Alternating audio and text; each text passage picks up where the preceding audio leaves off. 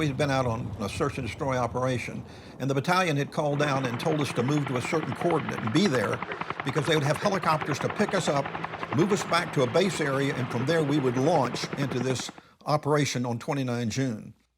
And as we were getting ready to go back, we had many kilometers to move, and we were moving in a column of twos, cutting our way through the jungle, and we had stopped. I'm up front with a platoon, and all the way back down the line, each of the following three platoons are broken out, column of twos following. And then about every hour, and I would hold my hand up, and we'd stop, and everybody would get down.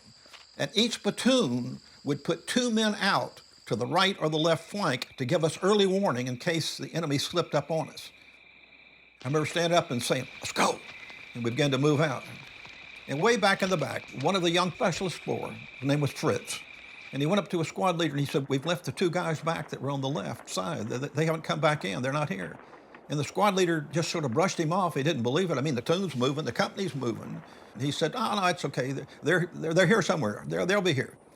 And so we moved. And so after a while, Fritz went up past him and went up to the next guy. And all this time, we're still moving. And finally, the platoon leader called up and told me, he said, "Sir, we've left two men behind." And so we halted the column, and I went back to where they thought the people were, and we did a fire team of 5 guys out to see if they were still there. And there they were, about 50 yards out, laying down on a trail, protecting us. And we'd gone off and left them. I turned to Fritz, the guy who warned us about this, and there was the squad leader who had forgot him. And on either side of his collar, he had 3 black stripes. He was a sergeant. And I took his stripes off of him, and I said, "You're relieved, fall back in." And I turned around, and there was Fritz, the guy who had alerted us. And I reached down, and I pinned the stripes right on him, and I said, "Fritz, you're a sergeant, and you take charge." And he did. He had them dig in deep that night, had them check their grenades, make sure everything was safe.